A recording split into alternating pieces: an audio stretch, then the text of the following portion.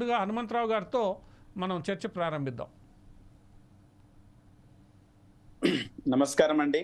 ఒక మంచి ఇష్యూని, బర్నింగ్ ఇష్యూ ఉన్నటువంటి ఇష్యూని తీసుకొని ఈ కార్యక్రమం నిర్వహిస్తున్నందుకు మీకు ప్రత్యేకంగా తెలంగాణ ప్రాంత ఉపాధ్యాయ సంఘం తరఫున ధన్యవాదాలు తెలియజేస్తూ, అదేవిధంగా నాతో పాల్గొంటున్నటువంటి సోదరులందరూ కూడా నమస్కారాలు. మీరు ఇంత ప్రారంభంలో చెప్పారు ఏంటంటే 6 నెలలు కాదండి, 6 నెలలు అయిపోయిందేమో కానీ ఇంకా 2 నెలలు మాత్రమే మిగిలింది. అంటే చదువు రివిజన్ చెప్పడం అనుకోండి, డిసెంబరు, జనవరి ఇవన్నీ రివిజన్ చేయడం ఉంటుంది. తర్వాత ఫిబ్రవరి లోపల మళ్ళీ మోడల్ టెస్ట్ అనేటువంటి కండక్ట్ చేయడం ఉంటుంది.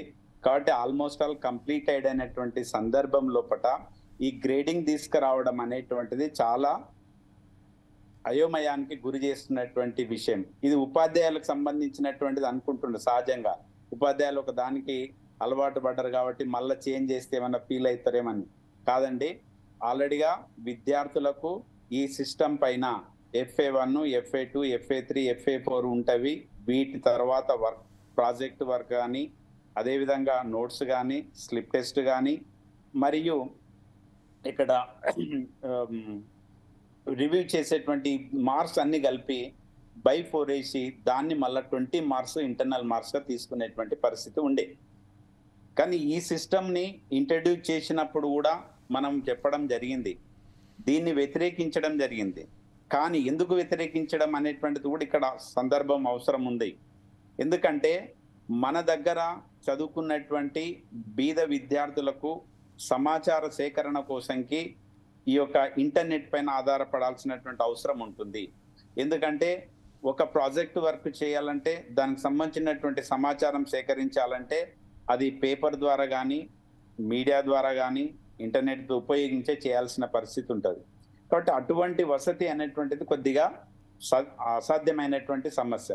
కానీ పిల్లలు ఏం చేసేదంటే ఒకరి నుంచి ఒకరు హెల్ప్ చేసుకొని అండర్స్టాండింగ్తోన రాసుకునేటువంటి ఆ సిస్టమ్ వద్దు అని ఇప్పుడు కూడా మనం వ్యతిరేకించడం ఏంటంటే, middle of the academic year కాదు, almost all at the end of the academic year ఈ సిస్టమ్ తీసుకురావడం వల్ల పిల్లలు అయోమయానికి గురైన.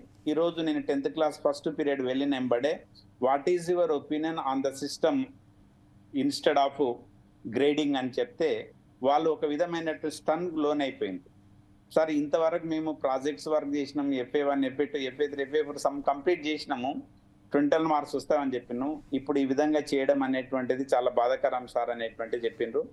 కాబట్టి తెలంగాణ ప్రాంత ఉపాధ్యాయ సంఘం నుంచి మేము కోరేది లేదా ప్రభుత్వాన్ని డిమాండ్ చేసేది ఏంటంటే, ఈ సిస్టమ్ అనేటువంటిది మీరు నెక్స్ట్ అకాడమిక్ ఇయర్ నుంచి ఇంట్రడ్యూస్ చేస్తే బాగుంటుంది. కానీ ఇప్పుడు చేయడం వల్ల విద్యార్థులు అయోమయానికి గురవుతున్నారు, కొంత డిస్టర్బెన్స్ కావడానికి కూడా అవకాశం ఉంటుంది అనేటువంటిది నా అభిప్రాయం. సార్ ఇప్పుడు మన